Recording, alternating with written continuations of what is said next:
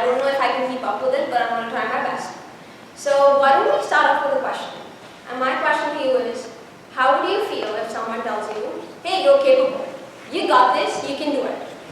Feels great, right? Versus how does it feel if someone tells you, hey, you're incapable, you're incompetent, not so great, right? Well, that's how 65% of students today feel about the education system. 6 out of 10 students literally are faced with overwhelming anxiety and are crippled with depression. And why is this?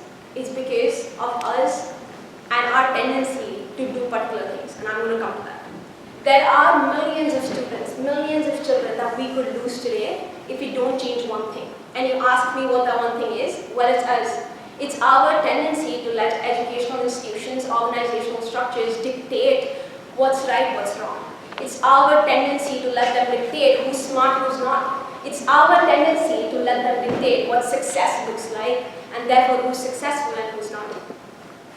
Well, it's still the one-size-fits-all philosophy that existed in the 1900s during the Industrial Revolution that said that, hey, if you get it, that's great. If not, sucks for you, tough luck, better luck next time. You know? And there are these criteria that people constantly define us with, you know, whether it be grades in schools, promotion when you work, or your income, etc. And so we just constantly find ourselves fighting to adhere to these criteria, never really feeling enough along the way, never really being enough, and really questioning our uniqueness. Because what society does is, it presents us our uniqueness as a flaw or a weakness, something that should be changed. People will tell you to conform, your teachers, your peers, even our parents sometimes. They'll tell us, hey, dress up like everyone else does, tie your hair like everyone else does, speak like everyone else, get the same grades like everyone else, you know. Succeed in the way everyone else defines success as. And well, if you don't conform, you become the odd one, you become the not so smart one, you become the not so cool one. And I've been there. I've many times got those titles.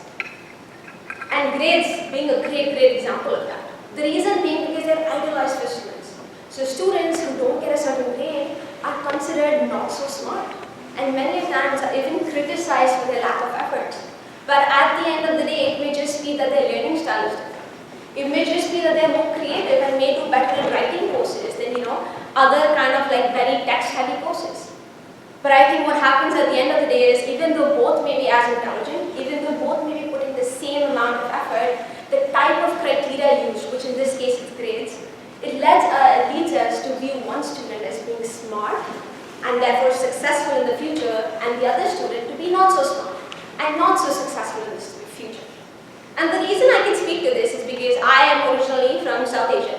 I was in an ICSE board there, state board, highly competitive, and at that time I was obsessed with grades. And when I say that, I thought that, hey, if I don't get a 95% in this exam, I'm failing in life, because that's what my teachers told me. They told me that someone who gets a 99.9% is the one who's going to be the most successful out of this batch. And so I believed that. But me being me, someone who wasn't necessarily, I had a very different learning style. I did not cope that well with textual heavy things. And so I was never really able to be enough for my teachers. I was never really able to keep up with the grade curves that they used to assess us. And as such, I felt like I wasn't enough. I felt like I was not smart. I felt like I was not smart enough, or I did not have what it takes. And because of that, I never really even tried other things, because I was like, you know what? Why wouldn't try? I'm going to fail either ways. And you know what these are called? These are imposter feelings. And it's not just me. About 20% of students still experience these feelings in their academic life. And this was a study from last year, 2022. And it's really ironic, because, you know, when we imagine of schools, we think a space where you can be yourself, a place where you're motivated, you know, think out of the box, a place where you're motivated to be innovative.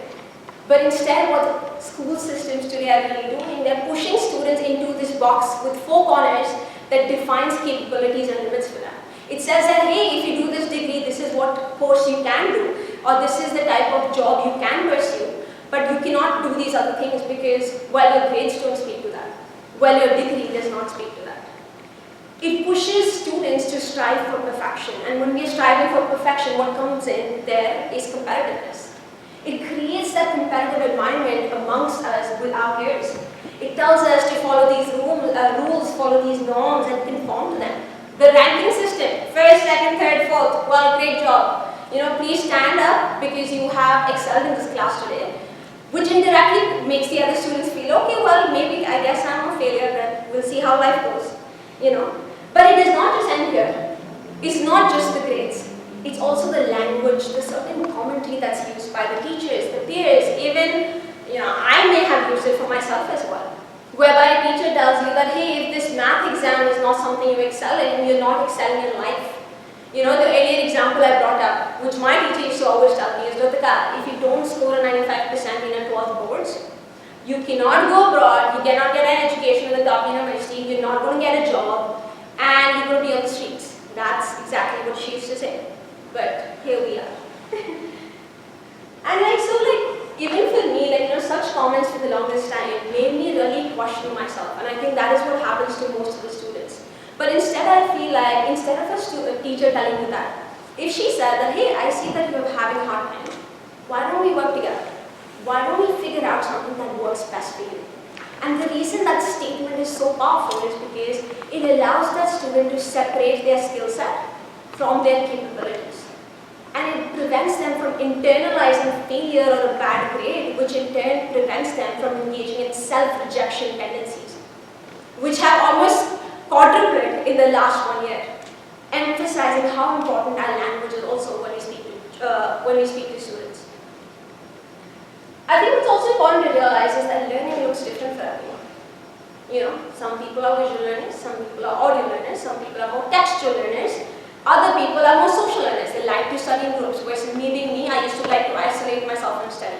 And just because most people may like one type of learning does not mean the others are incompetent or not as capable, right? For example, I was incredibly bad at English. So bad that I almost failed in my 12th grade. Such an embarrassing thing to say. But, here I am. After fast track, if you do, to 2022, I've been at 14 plus events, attended 25 plus events, spoken at 15 plus of those, and here I am giving my second TEDx talk. Well, if you ever looked at my grades, you would never imagine me standing here giving a speech in English language, something that's not my first language.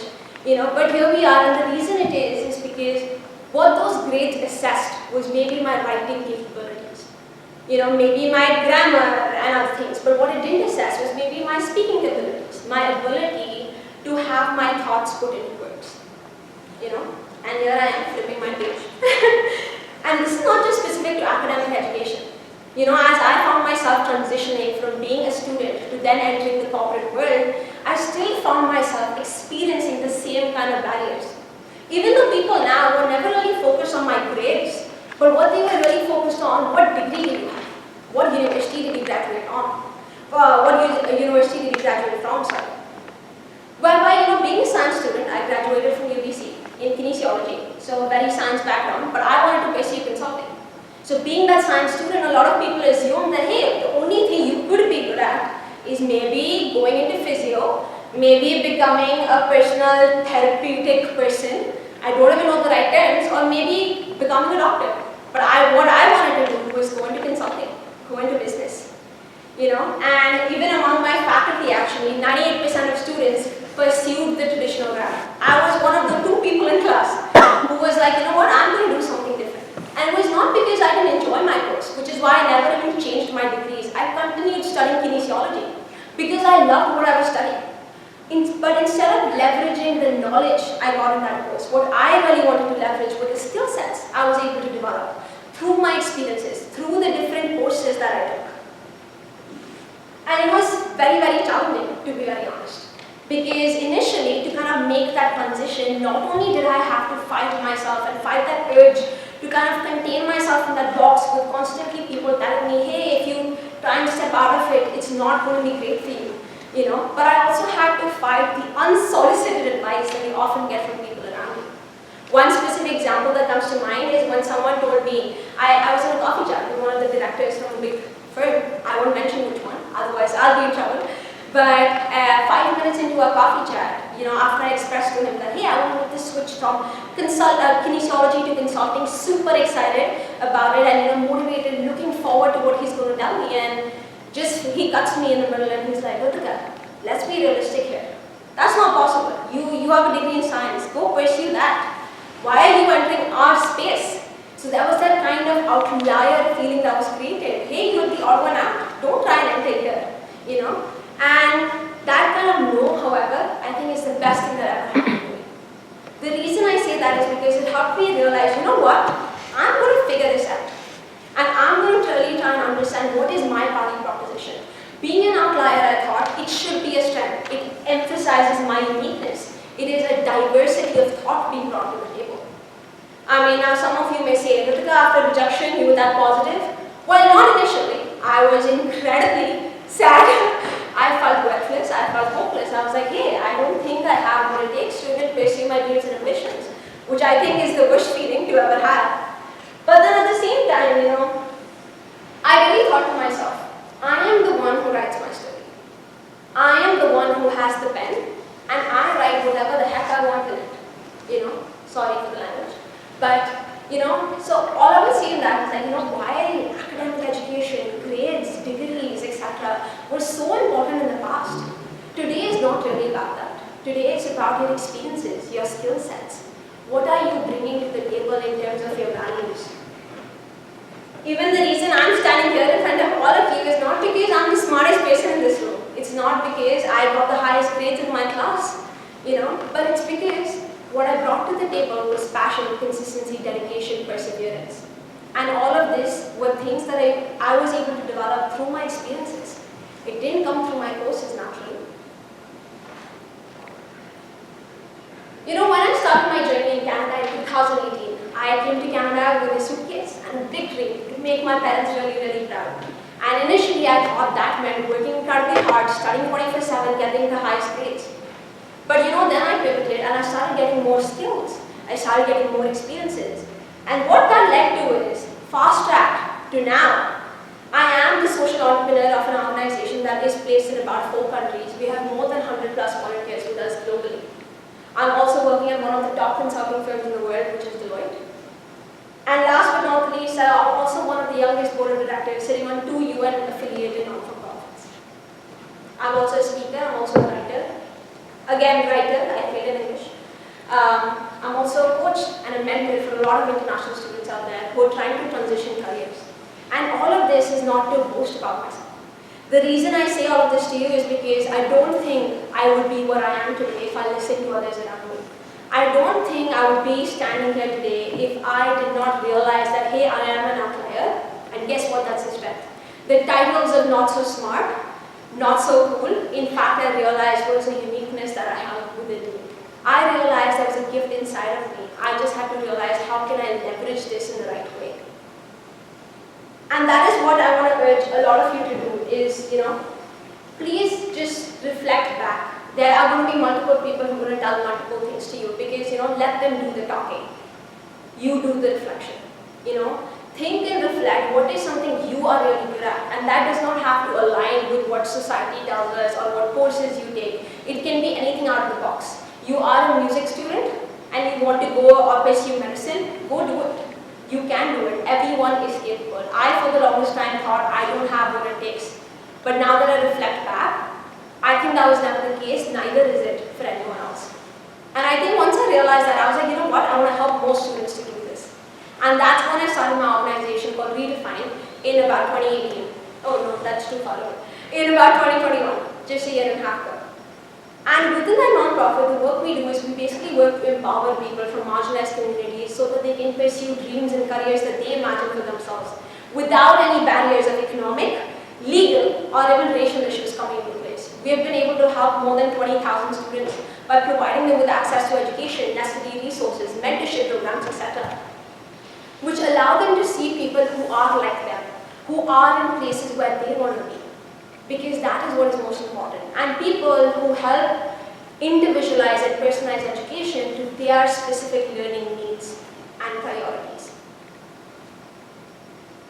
I would also say, as we're moving towards the end, is times are changing. People are changing. I think assessment criteria should be changing as well, and the way we conduct our courses is something that should be changing as well. As schools and universities, let's please realize the importance of personalizing education and act towards really diversifying assessment criteria that we use and personalizing them to the learning styles and needs of each and every student we have in our class. It is a time investment, but I can promise you the returns will be a lot higher. And as students, let's please stop associating self-worth with our grades. There are a lot of things that lie outside of that. Grades is just one of the bazillion aspects of life that can help you influence your success, whatever you may define that as in the future. So just reflect on that. And last thing I would say is Nelson Mandela very rightly said, education is a weapon, or rather should I say the most powerful weapon we can use to change the world. So why are we letting our children, why are we letting our students why are we pushing them into an education system that actually deters them or prevents them from becoming those change makers of today? Not tomorrow, today. And with that, I want all of you to know you are capable and you can do it. All you gotta do is believe it. Thank you so much.